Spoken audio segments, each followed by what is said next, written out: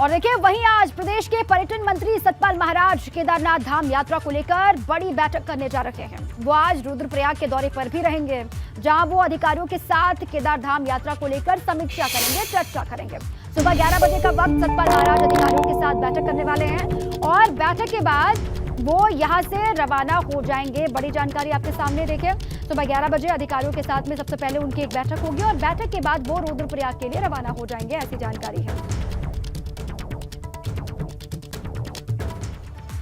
केदारनाथ धाम में लगातार श्रद्धालुओं की मौत का आंकड़ा बढ़ता ही जा रहा है। शुक्रवार को केदारनाथ में 2 और तीर्थयात्रियों की मौत हो गई है। इन दोनों तीर्थयात्रियों की मौत का कारण ये बताया जा रहा है कि इनको हार्ट अटैक आ गया था और अब तक कुल 23 तीर्थयात्रियों की मौत सिर्फ केदारनाथ धाम में हो चुकी है।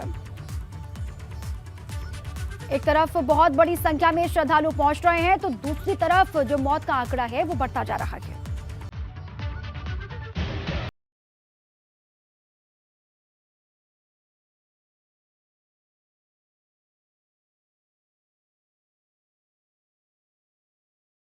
उत्तराखंड की 4 धाम यात्रा पर तीर्थ यात्रियों की मौत का बढ़ता आंकड़ा सरकार की तैयारियों पर सवाल उठा रहा है। 4 धाम यात्रा में यात्रियों की मौत का आंकड़ा लगातार बढ़ रहा है। सबसे ज्यादा मौत हार्ट अटैक की वजह से हो रही है। सरकार की तरफ से बार बार अपील की जा रही है कि यात्री अपना हेल्थ चेकअप कराकर ही यात्रा पर आए। पिछले दिनों सब जगह ऐसा आ गया कि इतने लोगों की डेथ हो गई है, इतने लोगों के लिए हो गई है, जबकि ऐसा था नहीं। हमने फिर अखबार में बोला, हमने अपने मीडिया में बोला, सभी में मैंने बोला कि एक भी डेथ हमारी जो है उसके कारण से नहीं हुई। जहां भी मुझे आजकल बोलने को मिल रहा है, मैं वहां सबसे देशवासियों से सबसे अनुरोध कर रहा हूं कि जो मेडिकली फिट नहीं है वो कृपा करके अभी यात्रा शुरू न करें। यात्रियों को सबसे ज्यादा परेशानी केदारनाथ धाम की यात्रा पर आ रही है। 18 किलोमीटर की पैदल चढ़ाई बुजुर्ग यात्रियों की सांस फुला देती है, तो वहीं ऑक्सीजन की कमी यात्रियों की मुश्किल में इजाफा करती है। शासन की तरफ से सभी यात्रियों से अपील की गई है कि वो अपने स्वास्थ्य को लेकर बिल्कुल भी कोताही न बरतें।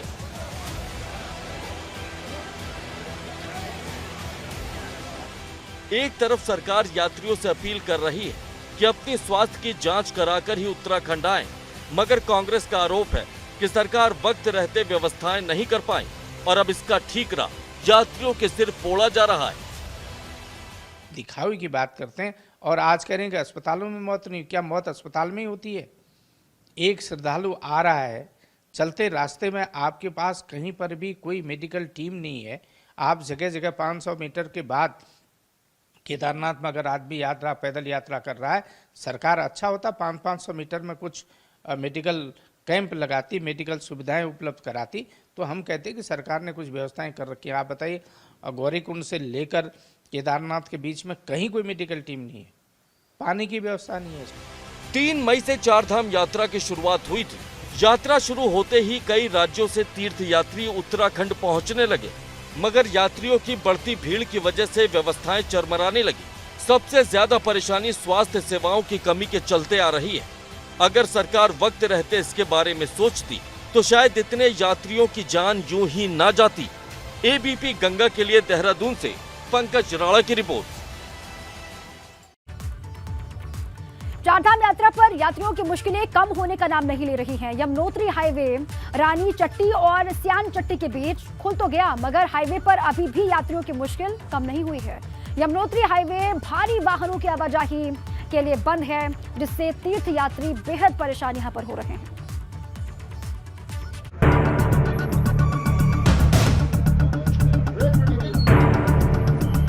ये तस्वीर यमुनोत्री हाईवे पर 4 धाम यात्रियों की राह में आ रही दुश्वारियों को बयां कर रही है। एक तरफ गहरी खाई और एक सकरे रास्ते से गुजरती बस।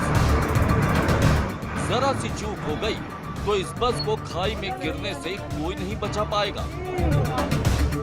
ये तस्वीरें यमुनोत्री नेशनल हाईवे 94 की, जहां सड़क पर पुश्ता ढह जाने से मार्ग की चौड़ाई काफी कम हो गई। बीआरओ ने रोड की मरम्मत कर किसी तरह से मार्ग तो खोल दिया, लेकिन इस जगह पर मार्ग की चौड़ाई काफी कम रह गई, जिस वजह से यहां से अब गुजरना खतरे को दावत देने जैसा है।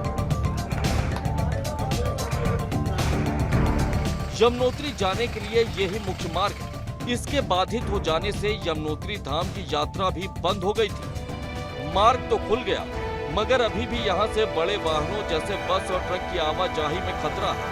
इसीलिए एहतियात के तौर पर भारी वाहनों की एंट्री बंद कर दी गई। इस वीडियो को देखकर आप भी अंदाजा लगा सकते हैं कि मार्ग कितना खतरनाक है और यहां से गुजरना जान को जोखिम में डालने से कम नहीं है। एबीपी गंगा के लिए बड़कोट से नितिन चौहान की रिपोर्ट।